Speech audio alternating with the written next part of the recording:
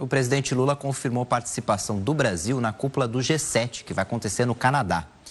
Quem tem os detalhes é a repórter Giovana Inoue, ao vivo da redação do R7 em Brasília.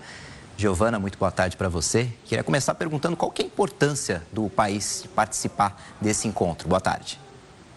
Boa tarde, Renato. Boa tarde a todos que nos acompanham aqui na nossa programação.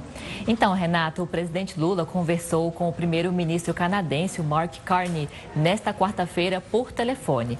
Nessa conversa, o primeiro-ministro convidou o Brasil oficialmente a participar dessa sessão ampliada da cúpula do G7, que vai acontecer na semana que vem no Canadá, no dia 17.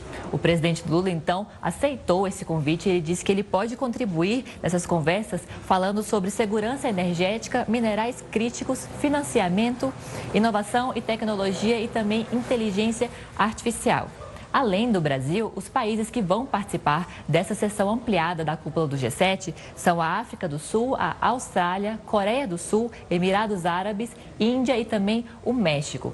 Nessa chamada, o presidente Lula aproveitou nessa conversa com o primeiro-ministro canadense e o convidou a participar da COP30, que vai acontecer aqui no Brasil ainda esse ano, em novembro.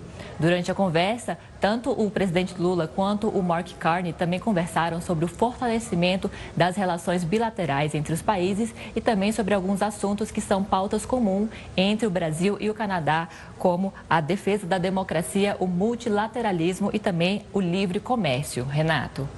Agora, mudando de assunto, por falta de acordo em relação ao critério fake news, aquela votação do novo Código Eleitoral voltou a ser adiada na Comissão de Constituição e Justiça do Senado, né?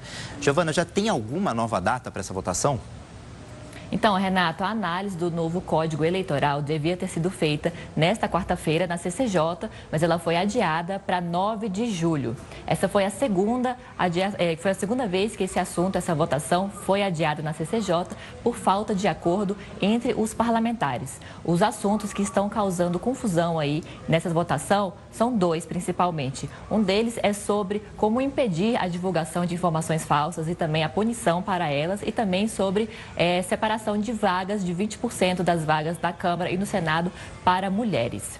Segundo o texto que vai ser votado do novo Código Eleitoral brasileiro, a divulgação de informações falsas ou então extremamente descontextualizadas que possam influenciar eleitores passa a ser um crime com penalidades de 1 a 4 anos de prisão.